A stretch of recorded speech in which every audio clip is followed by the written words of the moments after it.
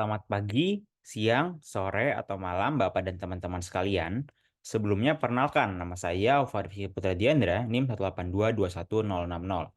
Pada kesempatan kali ini, izinkan saya untuk memaparkan jawaban dari ujian akhir semester dari mata kuliah Sistem Multimedia, yaitu tentang suatu studi kasus. Nah, untuk pemaparan kali ini terdapat tiga outline utama. Yang pertama ada study case-nya sendiri, lalu yang kedua ada analisis, dan yang ketiga ada solution. Kita masuk ke bagian yang pertama, yaitu tentang studi kasus. Jadi, kita sebelumnya telah diberikan suatu studi kasus tentang kita sebagai manajer product branding, dan kita diminta perusahaan untuk membuat logo untuk produk baru yang akan diluncurkan. Saya dan tim berhasil membuat logo tersebut, dan logo tersebut pun disisipkan watermark sebelum diajukan ke lembaga HKI, Hak Kekayaan Intelektual. Dalam proses pengajuan, usulan logo tersebut ditolak karena dianggap mirip dengan logo yang telah digunakan pihak lainnya. Setelah kita melakukan penelusuran, kita pun mengetahui bahwa ada orang dalam secara ilegal membocorkan ide tersebut kepada kompetitor bisnis sehingga mereka lebih dulu mendaftarkan logo tersebut ke Ditjen HKI. Nah, di sini terdapat tiga permasalahan yang harus kita pecahkan. Yang pertama, ada apakah langkah yang harus Anda lakukan sebagai manajer dalam menangani situasi tersebut. Yang kedua, ada tentang bagaimana watermarking bekerja untuk membuktikan orisinalitas karya tersebut. Dan yang ketiga, apa langkah preventif yang dapat dilakukan untuk menghindari kejadian tersebut supaya tidak terulang kembali. Lalu, selanjutnya, saya pun melakukan analisis menggunakan framework Pestel untuk melihat kasus ini dari berbagai sudut pandang.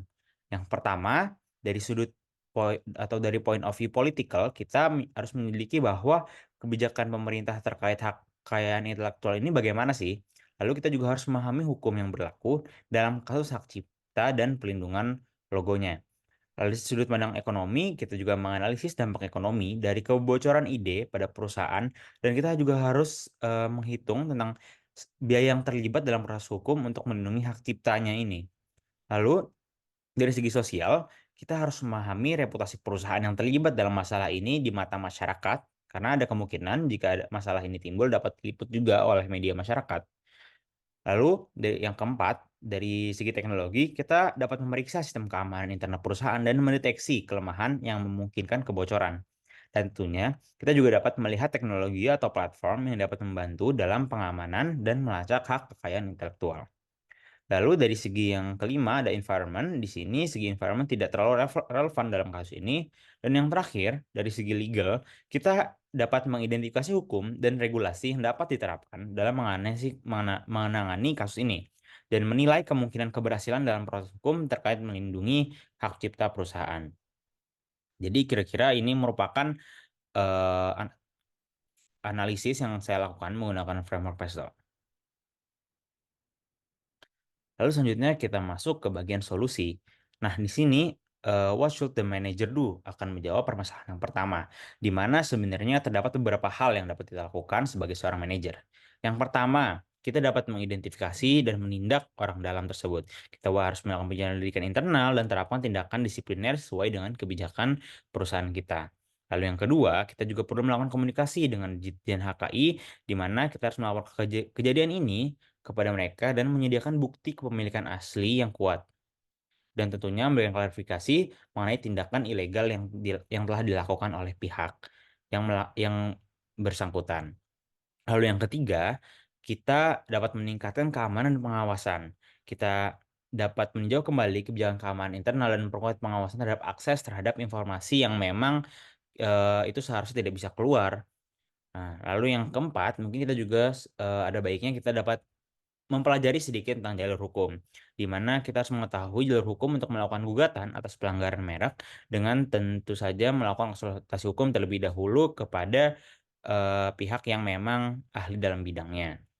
Nah, di sini mungkin terdapat beberapa undang-undang yang bersangkutan seperti Undang-Undang Nomor 20 Tahun 2016 Pasal 83 tentang gugatan atas pelanggaran merek, dan Undang-Undang Nomor 15 Tahun 2001 tentang mereknya sendiri. Dan di sini bahkan dapat digolongkan dengan kasus pidana dan dapat dipenjara, paling lama 5 tahun atau denda paling banyak, mencapai Rp1.000.000.000.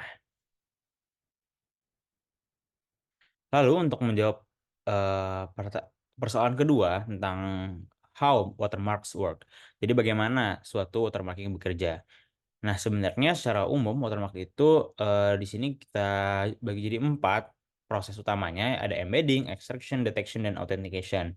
Di mana awalnya kita di embedding kita itu merupakan proses di mana informasi watermark disisipkan ke dalam karya asli, seperti pada gambar, lalu di extraction, langkah untuk mengekstrak atau mengambil kembali informasi watermark dari karya yang sudah memiliki watermark, lalu kita lakukan detection. Di sini melibatkan algoritma untuk mengidentifikasi apakah suatu karya memiliki watermark atau tidak, dan yang terakhir ada authentication, di mana ini merupakan langkah terakhir, yaitu ketika informasi watermark dievaluasi untuk memverifikasi keaslian atau orisinalitas suatu karya. Nah, secara definisi, watermarking merupakan metode yang kuat untuk mengautentikasi keaslian suatu karya, seperti sebuah logo pada kasus ini. Ini melibatkan penambahan waktu pembuatan karya yang terekam secara digital, membuktikan bahwa logo tersebut sudah ada sebelum karya serupa dibuat oleh pesaing atau pihak yang luar. Nah, selain itu, watermark yang tertanam itu juga tidak mudah dibaca oleh orang luar, sehingga kami dapat menyisipkan rincian rahasia atau elemen desain tambahan yang hanya diketahui oleh tim internal yang dapat memvalidasi asal-usul logo dari perusahaan itu sendiri. Lalu, sekarang kita akan menjawab, persoalan ketiga, how to prevent this incident in the future. Nah, jadi terdapat beberapa cara yang dapat kita lakukan sebagai bentuk pencegahan agar kasus ini tidak terulang kembali. Yang pertama, kita dapat melakukan penguatan keamanan internal. Di sini kita meningkatkan proteksi data, perketat sistem keamanan internal untuk melindungi ide, desain, dan karya kreatif lainnya dari akses yang tidak sah. Lalu kita juga dapat melakukan pembatasan akses. Jadi, kita dapat membuat role akses yang, terdapat beberapa level tertentu. Oleh karena itu, semua levelnya akan memiliki akses terhadap informasi-informasi yang memang mereka butuhkan sesuai dengan, bidangnya mereka. Jadi tidak sembarang orang dapat melakukan akses keseluruhan, informasi atau data pada perusahaan. Lalu yang kedua, kita juga dapat, melakukan edukasi dan kontrak. Di sini kita dapat melakukan pelatihan kepada karyawan bahwa pentingnya melindungi kekayaan intelektual perusahaan dan bagaimana cara menjaga kerahasiaan ide-ide kreatifnya. Dan selain itu kita juga bisa menggambarkan dari, sudut yang lebih formal, yaitu kontrak kerahasiaannya. Kita dapat memastikan semua karyawan atau pihak yang terlibat menandatangani kontrak kerahasiaan yang mengatur kepemilikan intelektual dan penggunaan informasi perusahaan. Dan yang terakhir, kita tentunya dapat melakukan pengawasan atau monitoring. Di sini kita melakukan pemantauan aktivitas internal untuk mendeteksi kegiatan yang mungkin, terindikasi, atau mencurigakan terhadap upaya kebocoran informasi. Lalu kita juga harus mengaudit dan evaluasi secara rutin tentang, sistem keamanan dan prosedur untuk memastikan keefektifan dan keamanan yang memang diperlukan untuk menjaga kekayaan intelektual dari perusahaan itu sendiri. Nah, mungkin sekian pemaparan dari saya untuk menjawab soal nomor 2 dari ujian akhir semester mata kuliah Sistem Multimedia. Mohon maaf atas segala kekurangannya. Selamat malam dan terima kasih.